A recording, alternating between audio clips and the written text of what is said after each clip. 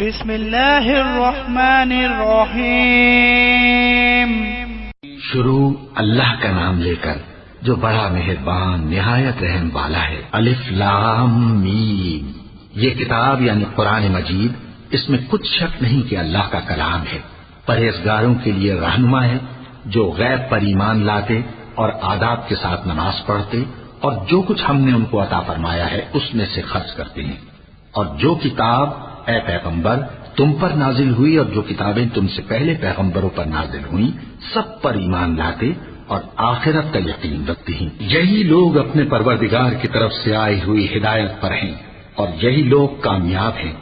جو لوگ کافر ہیں انہیں تم نصیحت کرو یا نہ کرو ان کے لیے برابر ہے، وہ ایمان نہیں لانے کے۔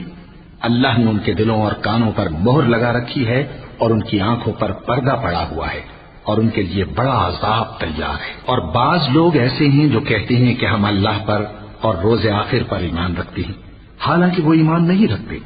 یہ اپنے خیال میں اللہ کو اور مومنوں کو دھوکہ دیتے ہیں، مگر حقیقت میں اپنے سوا کسی کو دھوکہ نہیں دیتے اور اس سے بے خبر ہیں۔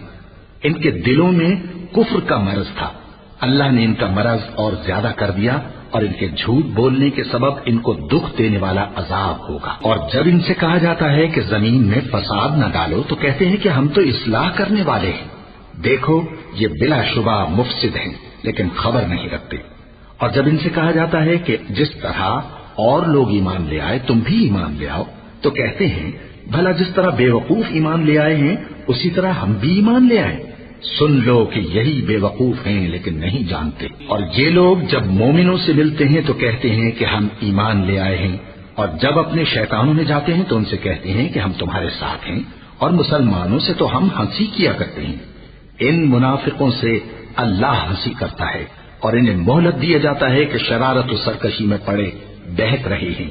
یہ وہ لوگ ہیں جنہوں نے ہدایت چھوڑ کر گمراہی خریدی تو نہ تو ان کی تجارت ہی نے کچھ نفع دیا اور نہ یہ ہدایت یاب ہی ہوئے۔ ان کی مثال اس شخص کی سی ہے جس نے شب تاریک میں آگ جلائی، جب آگ نے اس کے ارد گرد کی چیزیں روشن کی تو اللہ نے ان لوگوں کی روشنی زائل کر دی اور ان کو اندھیروں میں چھوڑ دیا کہ کچھ نہیں دیکھتے۔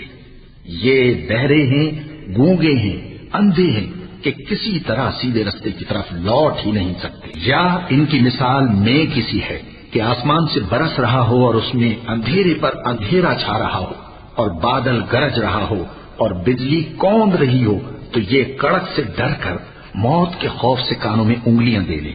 اور اللہ کافروں کو ہر طرف سے گھیرے ہوئے ہے، قریب ہے کہ بجلی کی چمک ان کی آنکھوں کی بصارت کو اچک لے جائے۔ جب بجلی چمکتی اور ان پر روشنی ڈالتی ہے تو اس میں چل پڑتے ہیں اور جب اندھیرا ہو جاتا ہے تو کھڑے کے کھڑے رہ جاتے ہیں۔ اور اگر اللہ چاہتا تو ان کے کانوں کی سنوائی اور آنکھوں کی بینائی دونوں کو زائل کر دیتا۔ بلا شبہ اللہ ہر چیز پر قادر ہے۔